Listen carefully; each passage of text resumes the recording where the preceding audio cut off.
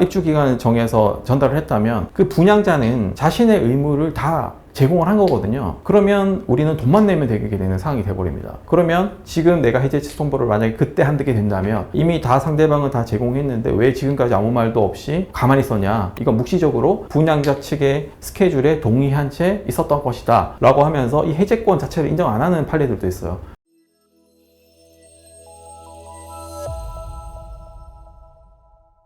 안녕하세요. 부동산 전문 김민정 변호사입니다. 최근에 이 생활형 숙박시설 때문에 엄청 괴로워하시는 분들이 많아요. 분양계약 체결하시고 해제 취소하고 싶으신데 지금 너무 곤란하다고 하시면서 상담 신청을 많이 해주시거든요. 이 생활형 숙박시설은 2012년에 도입이 됐는데요. 주로 국내에 장기간 체류하는 외국인들을 대상으로 머물게 하기 위해서 만들어졌습니다. 생활형으로 숙박이 가능하다 보니까 이제 취사시설도 마련이 되어 있습니다. 그래서 호텔과 좀 차별점이 있는 거죠. 그래서 생활형 숙박시설을 분양계약을 할 때 마치 집처럼 쓸 수 있다, 주거할 수 있다, 전입신고 할 수 있다, 이렇게 허위 가상 광고를 많이 했었어요. 그런데 알고 보니까 생활형 숙박시설은 주거 용도로는 사용하지 못하도록 법이 규정이 되어 있었던 거죠. 그런데 분양대행사 직원은 생활형 숙박시설을 분양 계약을 많이 체결하게 할 목적으로 수분양자들에게 장기간 거주할 수 있다, 전입신고할 수 있다, 뭐 이런 내용으로 광고를 했고 계약을 체결하게 되신 분이 많은 거죠. 그러면 생활형 숙박시설은 실거주 가능하다 라고 하는 부분이 문제된다고 했었는데요. 생활형 숙박시설에서 분양대행사 직원들이 실거주 가능, 전입신고 가능하다라고 하면서 많이 계약을 체결하게 했다고 했잖아요. 이런 걸 믿고 분양계약을 체결하셨던 분들이 분양계약을 해지 취소하는 소송을 많이 제기했었습니다. 그런데 일부 이제 법원에서는 이제 기각을 시킨 거죠.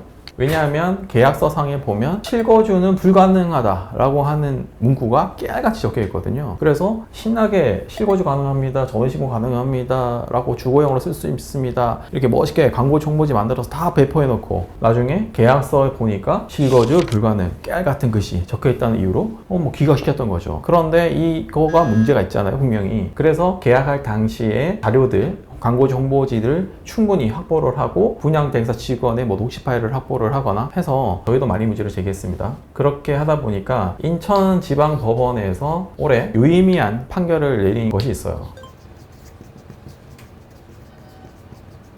이렇게 적혀있는 내용들이 이제 착오에 빠져서 수분양자들이 계약하게 된 것이다. 만약에 실거주가 불가능하고 만약에 실거주를 했을 때 이행강제금을 매년 이렇게 맞는 사항을 알았더라면 이 분양계약을 체결하지 않았을 것임이 분명하잖아요. 그런 내용들을 고지하지 않고 설명하지 않고 설명을 하는 게 아니라 속인 거죠. 그 속인 행위에 따라서 착각에 빠져서 수분양자들이 계약을 하게 한 거니 이건 착오에 의한 취소가 가능하다 라고 판결을 내린 거예요. 그래서 이 판결 이후에 많은 판결의 변화가 있을 거라고 생각을 합니다. 향후에 다른 법원에서도 유의미한 판결이 날 거라고 생각을 합니다. 그리고 세 번째 쟁점이 이제 건문법 위반입니다.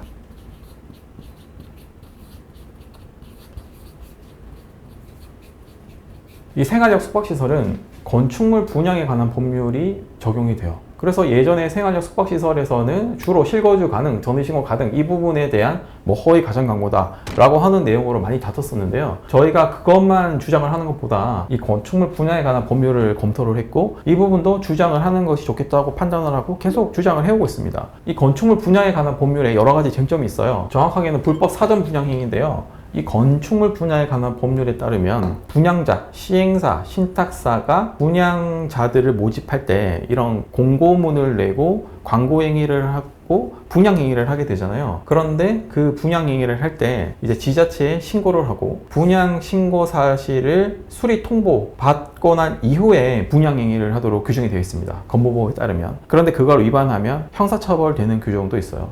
그래서 이렇게 분양 신고 사실을 수리 통보 받은 이후에 이렇게 광고를 하고 분양자들을 모집해야 되는데 그 이전에 예전에 암암리에 많이 이런 불법 사전 분양 행위를 해왔었습니다. 이런 내용들을 저희가 잘 알고 있기 때문에 관련된 현장에서 상담이 들어오면 서치를 해서 불법 사전 분양 행위를 한 부분이 있다면 증거로 캡처해서 이제 형사 고발하고 이제 형사 벌금 받게 해서 약정 해제를 이끌어내는 거죠. 그리고 두 번째 쟁점은 설계 변경 행위가 있을 수도 있어요. 이 건분법에 따르면요, 설계 변경 행위를 할 때는 반드시 뭔가 절차를 거치도록 돼 있어요. 이제 중대한 설계 변경 행위도 있고요, 경미한 설계 변경 행위도 있어요.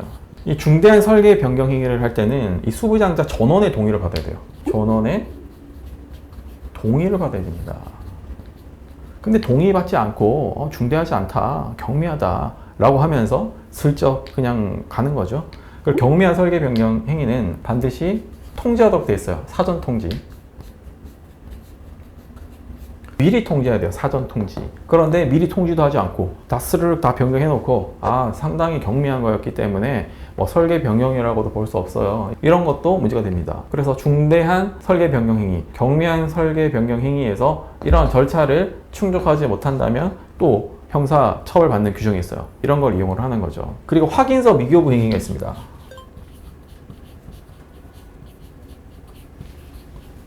(2021년) 하반기부터 이렇게 생활력 숙박시설에 대해서 분양계약을 체결할 때 분양자 측, 시행사, 신탁사는 수분양자에게 반드시 확인서를 받고 교부하도록 돼 있어요. 그러니까 분양계약서에 편입하도록 되어 있습니다. 그 확인서 내용은 이건 생활력 숙박시설이기 때문에 주거용으로 사용할 수 없다 라고 하는 걸 확인하는 그 내용을 받도록 되어 있거든요. 이 건축 분양에 관한 법률의 시행규칙에 보면 그 형식이 별지로 저장이 돼 있어요. 근데 대부분 받지 않는 현장들이 많아요. 이걸 몰라서 안 받는 경우도 있고 일부러 안 받았을 수도 있겠죠. 이런 것도 만약에 충족하지 못하면 건분법 위반으로 형사처벌 받는 규정이 있어요. 그래서 만약에 이런 정황들이 있다면 우리가 적극적으로 형사 고발해서 벌금형 이상의 선고를 받으면 해지할 수 있습니다. 그래서 이런 내용들로 건분법 위반을 해서 벌금형 이상 선고되는 경우 약정 해제할 수 있습니다.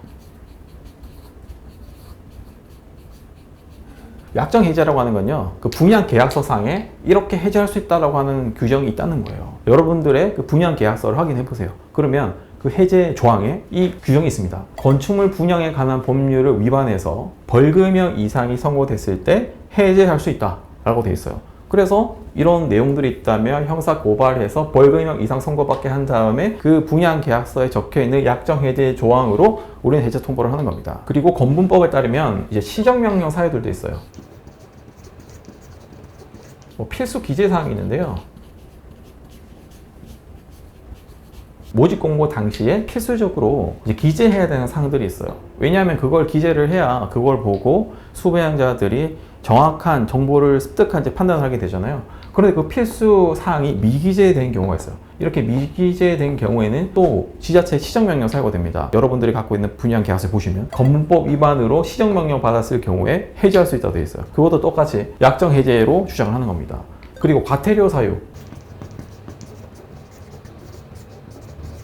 과태료 사유가 발생을 해도 해지할 수 있다고 되어 있어요. 이런 분양자, 시행사, 신탁사가 이런 분양 행위를 할 때 여러 가지 절차상 위법을 저지를 수도 있어요. 그런 절차상 위법을 저지른 부분에 대해서 지자체가 과태료를 부과하거나 이제 시정명령을 내릴 수 있거든요. 그런 걸 확보해서 우리가 해제를 이끌어내는 거죠. 이런 사유들이 있다면 적극적으로 지자체에 민원 제기를 해야 됩니다. 민원 제기를 하면 지자체에서 시정명령 사유가 없는지, 과태료 사유가 없는지를 보고 만약에 있다면 시정명령이나 과태료를 내게 되고 그걸 증거로 첨부해서 우리는 해제 통보를 하면 되는 겁니다. 생활력 숙박시설에서 여러 가지 쟁점이 있지만 최근에 저희가 강력하게 주장하고 있는 사유가 이 건분법 위반이에요. 건분법 위반은 예전에는 특별히 신경 쓰지 않고 이렇게 많이 분양 행위를 했었거든요. 이런 부분을 저희가 법리적으로 접근을 해서 여러 가지 사유를 찾아내서 주장을 한다면 승소 가능성을 매우 높일 수 있는 겁니다. 올해 7월 3일 수분양자들에게 매우 유리한 대법원 판례가 등장을 했습니다. 조금 전 설명드렸을 때 여러분의 분양 계약서에 건분법 위반으로 벌금형 이상 선고 시 약정 해제할 수 있다라고 적혀 있다고 했잖아요. 문구 그대로 해석하면 벌금형 선고되면 해제할 수 있는 거예요. 근데 예전에 법원에서 어떻게 판단을 했느냐, 부동산을 본래의 목적대로 사용할 수 있다면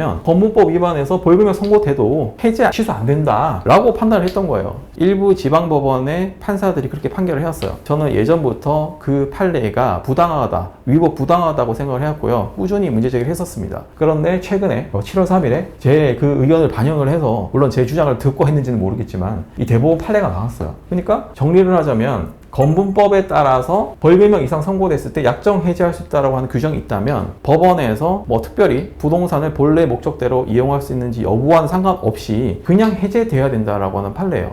수분양자에게는 매우 유리한 판례죠. 그래서 지금 주장하고 있는 소송들에서 다 이 대법원 판례를 주장을 할 거예요.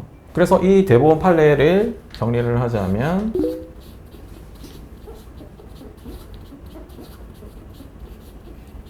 약정 해제 가능성이 매우 높아졌다. 두 번째는 시행사뿐만 아니라 신탁사도 책임지게 될 확률이 높아졌다.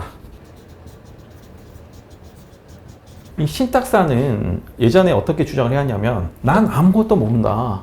시행사가 다 했지. 난 돈만 받았지 아무것도 모른다. 그리고 분양계약서를 봐라. 시행사가 다 책임지게 돼 있지. 신탁사는 책임 안 지게 돼 있다. 그리고 일정 시점 이후에는 신탁사는 책임 없다. 이렇게 규정이 되어 있는 거죠.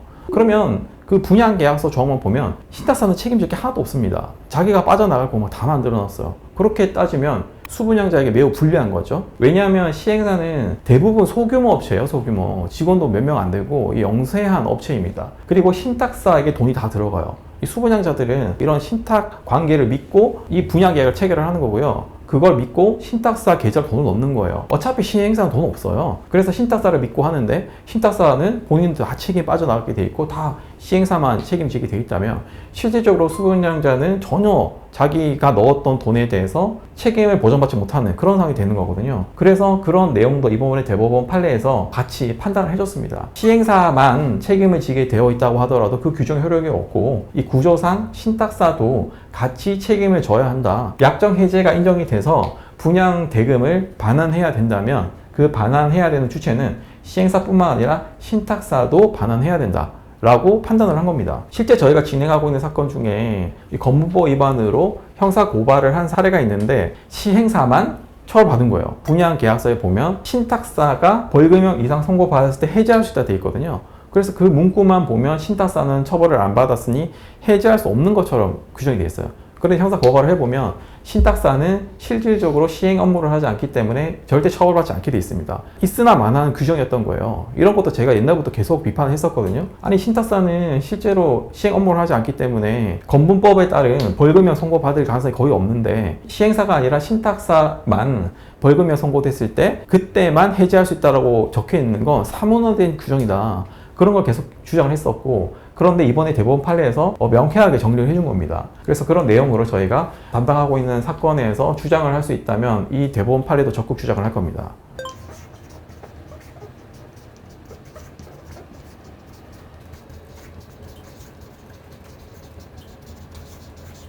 언제 그러면 이 생활력 숙박시설에 대한 문제점을 제기하고 분양계약 해제 취소를 해야 됩니까? 최대한 빨리 하셔야 돼요. 왜냐하면 해제 취소 사유가 발생을 했을 때 주장하지 않고 도과된 상태에서 만약에 목적물을 제공을 한다면 다 짓고 사용 승인 받고 다 이제 사용하시면 됩니다. 입주 기간을 정해서 전달을 했다면 그 분양자는 자신의 의무를 다 제공을 한 거거든요. 그러면 우리는 돈만 내면 되게 되는 상황이 돼버립니다. 그러면 지금 내가 해제 취소 통보를 만약에 그때 한게 된다면 이미 다 상대방은 다 제공했는데 왜 지금까지 아무 말도 없이 가만히 있었냐, 이건 묵시적으로 분양자 측의 스케줄에 동의한 채 있었던 것이다 라고 하면서 이 해제권 자체를 인정 안 하는 판례들도 있어요. 그러니까 만약에 이런 사유가 발생을 했다면 빨리 문제 제기를 해야 되고요. 바로 통보를 해야 됩니다. 해제 취소 통보를 하고 도달이 되면 저희 주장에 의하면 그 도달된 시점에 계약이 무효가 되는 거거든요. 그때부터 나는 이 수부양자가 아니고 나는 돈을 반환받을 채권자다 라고 주장을 하면서 돈을 반환 청구를 하시면 돼요. 그리고 중도금 대출을 받으신 경우가 대부분일 거예요.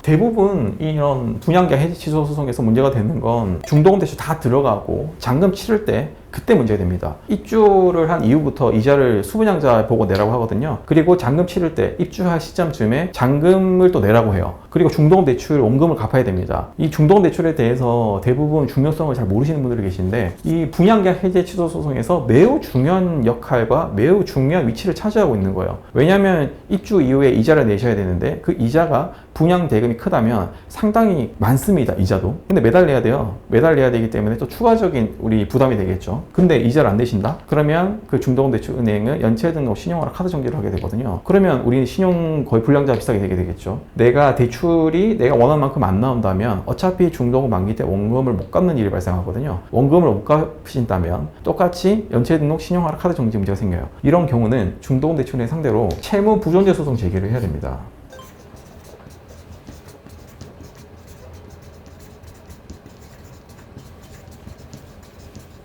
이 소송을 많이 안 해보시면 채무 보존재 소송을 왜 제기해야 되는지 모르시는 분들이 대부분이에요. 그런데 이걸 많이 해보시면 이런 신용의 문제가 있기 때문에 채무 보존재 소송을 반드시 제기하셔야 내 신용에 불이익이 없는 상태에서 이 소송을 제기하실 수 있습니다. 이 내용에 대해서는 지금 이 강의에서 다 설명드리지 못하는 거기 때문에 꼭 중도금 대출 받고 내가 입주를 앞두고 계신 분들은 꼭 한번 상담을 자세히 받아보세요. 곤란한 상황이 처하시면 꼭 연락 주시기 바랍니다. 저희 법무법의 로인에는 이제 분양 계약 사건이 많다 보니까 분양 계약 해제 취소를 전문으로 하는 전담팀이 있어요.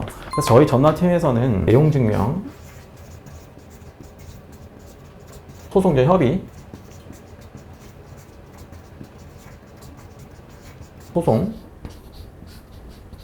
집단소송 이런 내용들을 모두 다루고 있습니다. 이렇게 전담팀이 없으면 이거 제대로 처리가 안 됩니다. 케이스도 많아야 되고 사례도 많아야 되고 자료도 많아야 됩니다. 고객들이 자료를 들고 오셔서 상담하실 때 많이 하다 보면 쟁점이 바로 보이거든요. 저희 같은 경우에는. 그래서 바로 쟁점을 파악하고 바로 내용 증명 보내고 협의 시도하고 안 되면 소송하고 경우에 따라 집단 소송하게 되네. 집단 소송도 노하우가 있어요. 그런 것도 많이 해보고 경험이 쌓여있는 전원팀 있는 곳에 맡기셔야 이게 제대로 흘러갑니다. 그렇지 않으면 뭔가 문제가 발생을 해요. 오늘도 제가 상담을 했었는데 다른 로펌에서 상담을 하고 패소하시고 오신 항소심인데요. 왜 그렇게 진행을 했는지 이해할 수 없는 부분들이 많더라고요. 그래서 문제가 발생하셨다면 저희 로인에 연락을 주셔서 문의를 주신다면 제가 상세히 설명을 드리겠습니다. 끝까지 시청해 주셔서 감사합니다.